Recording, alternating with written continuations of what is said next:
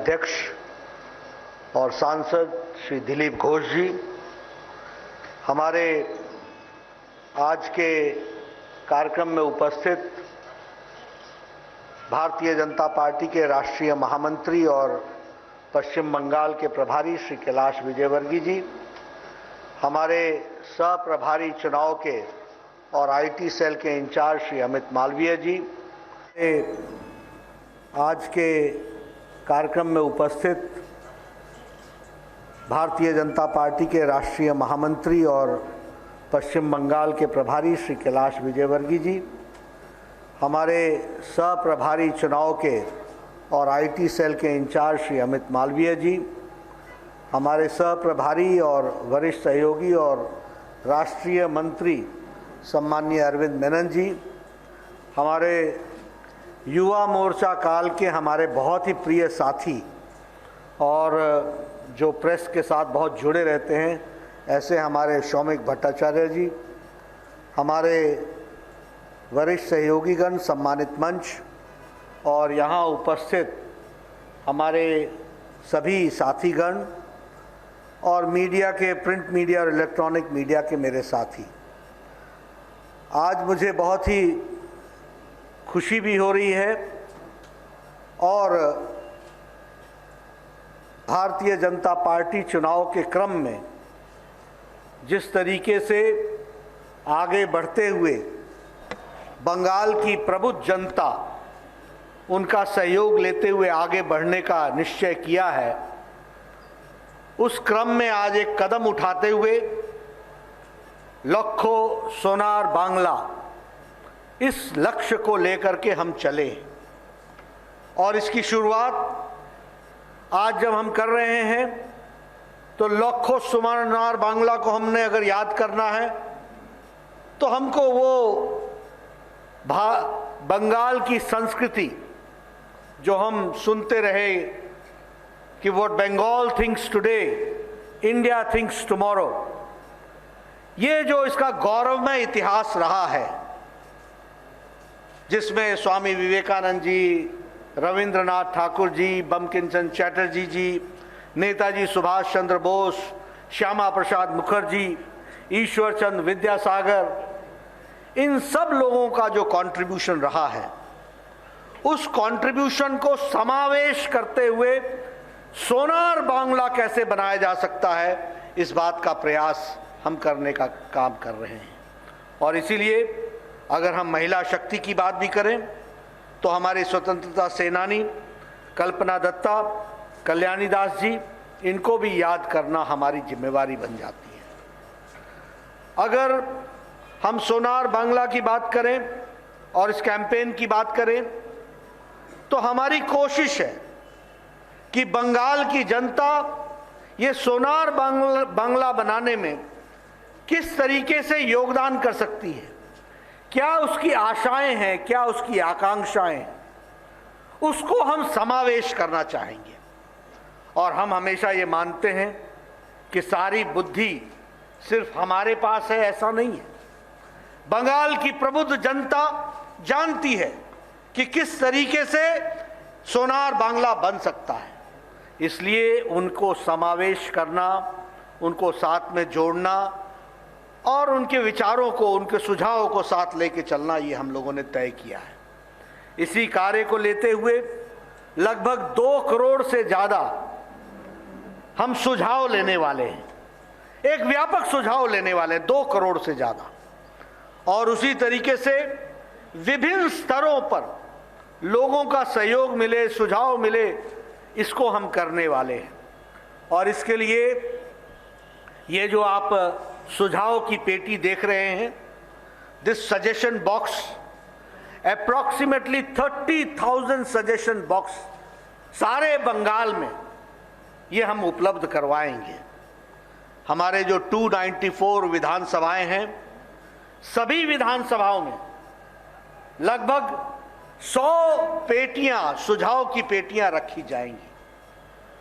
50 पेटियां लेकर के हमारे घर घर हमारे कार्यकर्ता जाएंगे और 50 हम स्ट्रेटेजिक स्थानों पर रखने वाले हैं, प्रोमिनेंट स्थानों पर रखने वाले हैं। प्रमुख स्थानों पर रखने वाले हैं, ताकि हम उनका सजेशन ले सकें और उसको हम उस तरीके से आगे बढ़ाएंगे। उसी तरीके से आज मैं एलईडी रथ का भी श्री गणेश करने वाला हूं। ऐसी एलईडी रथ लगभग 294 हर विधानसभा के लिए एक रथ की व्यवस्था की गई है, जिसमें हम डिजिटली सुझाव दिया जा सके इसकी व्यवस्था भी करेंगे। और साथ ही साथ हमारा एक मिस्ड कॉल नंबर होगा 9727294294। ये इस मोबाइल पर हम मिस्ड कॉल करके हम सजेशन अपने दे सकते हैं। यही नंबर व्हाट्सएप के तरीके से इस्तेमाल हो सकता है और हम व्हाट्सएप संदेश दे सकते हैं, तो कि हमारे को लोगों का सुझाव मिल सके। और इसी तरीके से www.lokosonarbangla.com इसमें हम अपना सुझाव दे सकते हैं। इस तरीके की डिजिटली व्यवस्था भी हम लोगों ने की है।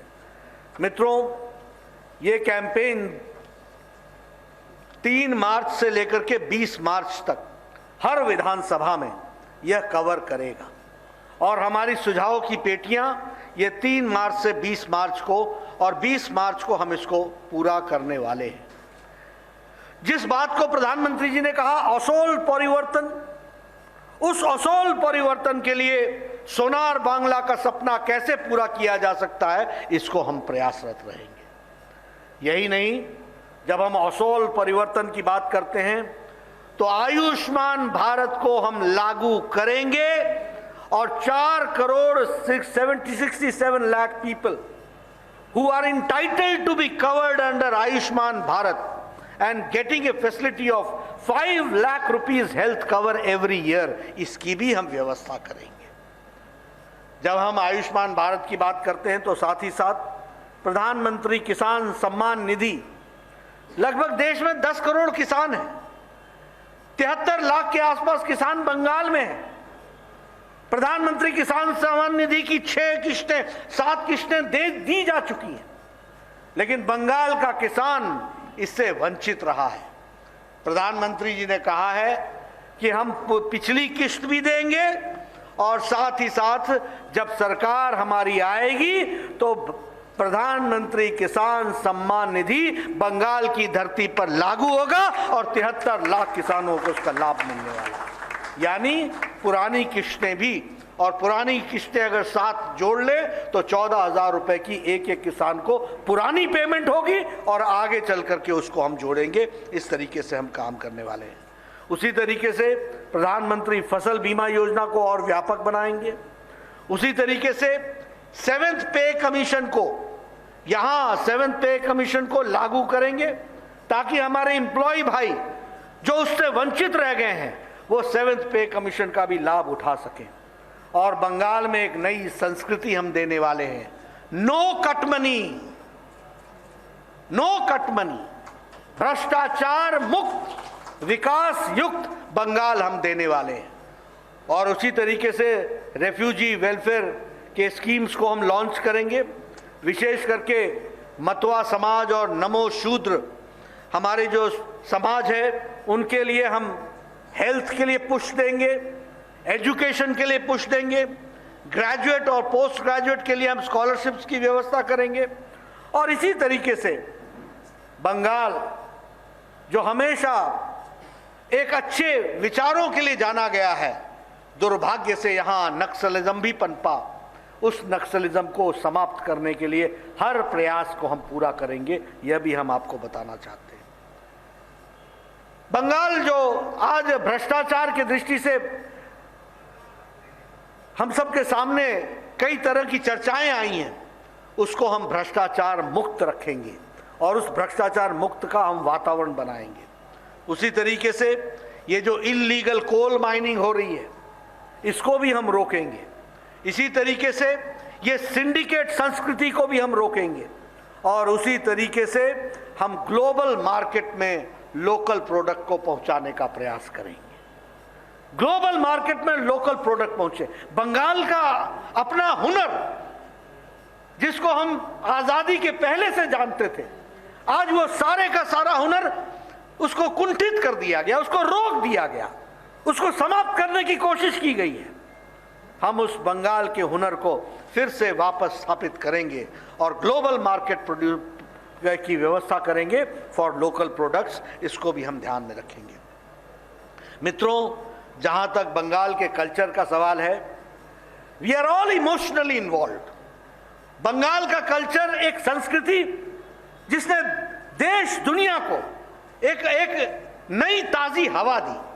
जब मैं विवेकानंद जी की बात करता हूं, जब मैं रविंद्रनाथ ठाकुर जी की बात करता हूं, जब मैं बंकिम चंद्र चटर्जी की बात करता हूं, जब मैं ईश्वर चंद्र विद्यासागर जी की बात करता हूं, ये सब लोग ऐसे थे, श्यामा प्रसाद मुखर्जी की बात करता हूं, ये सब ऐसे थे जिन्होंने बंगाल की धरती से जरूर जन्म लिया हो, लेकिन उन्होंने देश को दिशा दी, संस्कृति को दिशा दी, दुनिया को दिशा दी। ये हमको समझना चाहिए और इसलिए उस कल्चर को हम स्थापित करने का प्रयास करेंगे। मैं आज जब अच्छी अच्छी बातें कर रहा हूं तो मैं राजनीतिक बातें करके वातावरण दूषित नहीं करूंगा, लेकिन अगले भाषणों में मैं बताऊंगा, जब मैं परिवर्तन यात्रा की समाप्ति पर जाऊंगा तो मैं वहां चर्चा करूंगा कि ये संस्कृति थी बंगाल की और उस संस्कृति को कहां ला करके खड़ा कर दिया, आज किस मोड़ पर ला करके खड़ा कर दिया।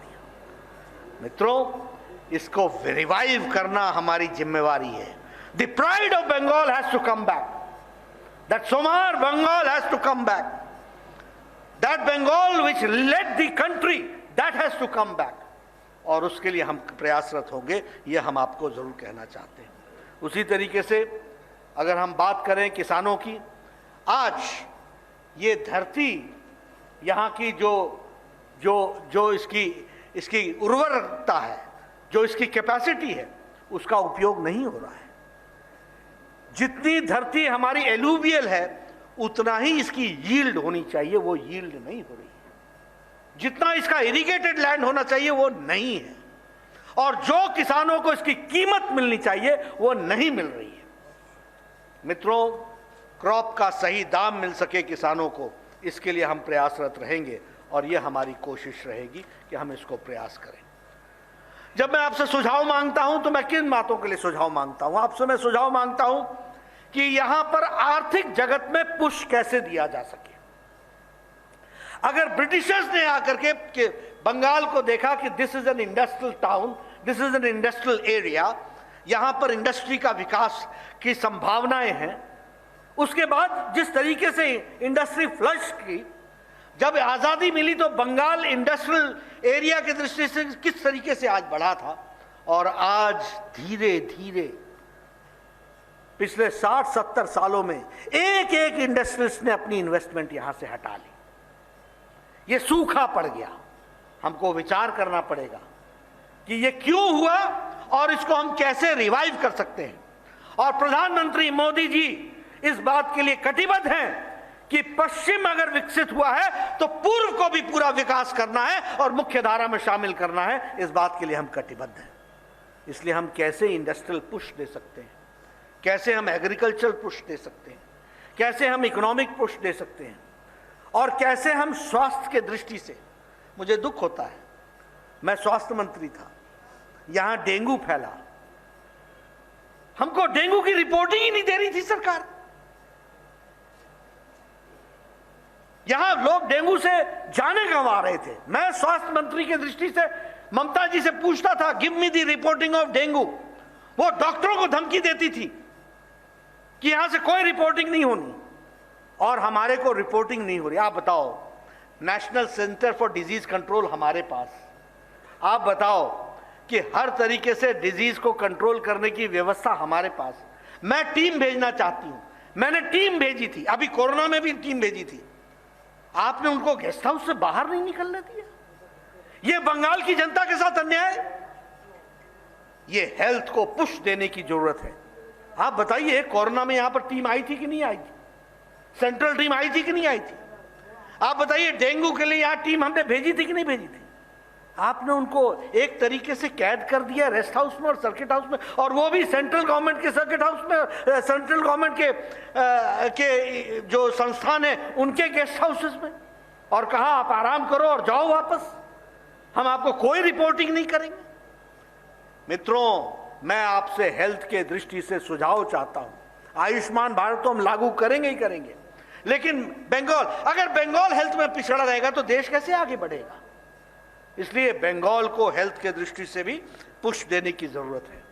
और मैं देखता हूं, देखिए मैं हिमाचल का रहने वाला हूं, मेरे यहां लोग नैना देवी घूमने आते हैं, मेरे यहां लोग ज्वाला जी घूमने आते हैं, मेरे यहां लोग चामुंडा देवी घूमने आते हैं। ये सब शक्तिपीठ है। छोटा सा प्रदेश, रिलीजियस टूरिज्म। और बंगाल जहां हर शहर हर गांव किसी न किसी टूरिज्म के, रिलीजियस टूरिज्म से जुड़ा हुआ है, तब भी यहां टूरिस्ट नहीं आ पा रहे हैं। हमको इस पर सुझाव चाहिए, हम कैसे रिलीजियस टूरिज्म को बढ़ा सकते हैं। बंगाल में जिस तरीके का सांस्कृतिक और जिस तरीके का हमको यहाँ पर पूजा पद्धति की दृष्टि से जो दृष्टि मिली है, उसको हम कैसे बढ़ावा दे सकते हैं। काली पूजा, दुर्गा पूजा देश भर में जानी जाती है, वो बंगाल के नाम से जानी जाती है, उसकी आइडेंटिफिकेशन बंगाल के साथ होती है, और बंगाल उससे वंचित रह जाए, ये हम कभी बर्दाश्त नहीं करेंगे। इसलिए मैं चाहूंगा कि ये सुझाव भी आए और बंगाल रिलीजियस टूरिज्म में भी आगे बढ़े। इसी तरीके से हम उसको बढ़ाने का प्रयास करेंगे।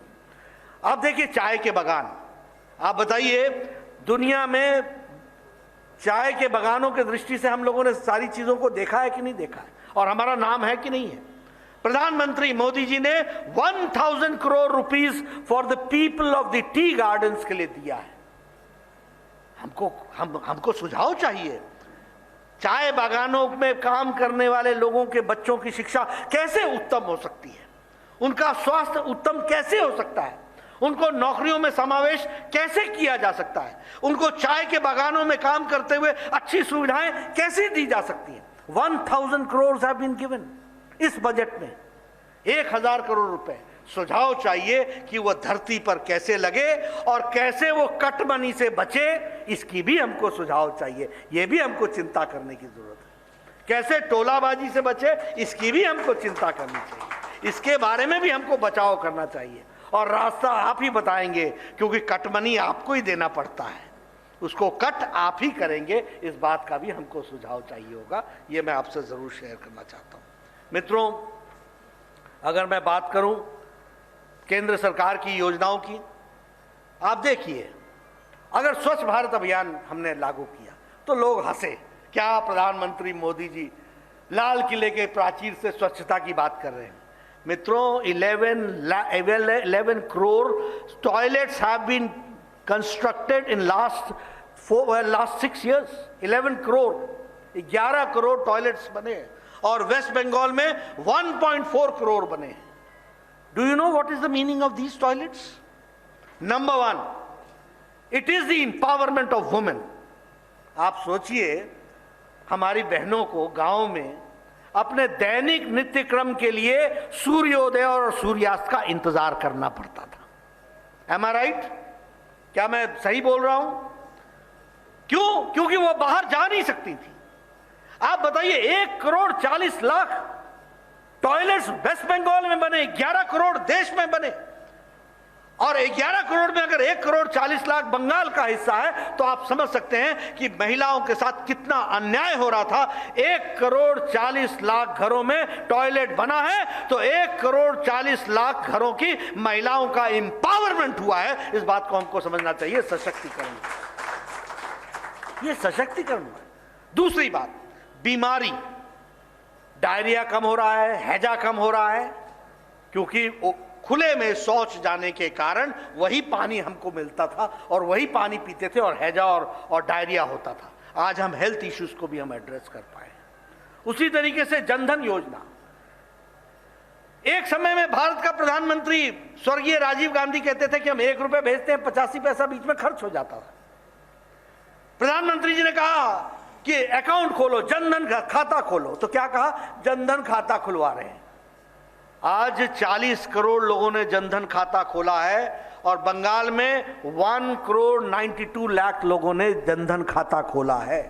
और कोरोना के दौरान महिलाओं को 500 रुपए 3 महीने के लिए लॉकडाउन में प्रधानमंत्री जी ने डायरेक्ट डिस्बर्समेंट करके डायरेक्ट उनके खाते में पहुंचाया। 20 crore women have been empowered. इस बात को हमको समझना चाहिए, ये छोटी घटना नहीं है। और बंगाल में 1 करोड़ 52 लाख, यानी रीचिंग 2 करोड़, 40 करोड़ में 2 करोड़ बंगाल के लोग हैं। उसी तरीके से हमारे लगभग 68 लाख लोगों को गैस का चूल्हा मिला। अब ये गैस का चूल्हा कुल मिलाकर के 8 करोड़ बांटा गया, और 8 करोड़ में 78 लाख बंगाल के लोग हैं। आप देखिए कितना बड़ा बंगाल का हिस्सा है।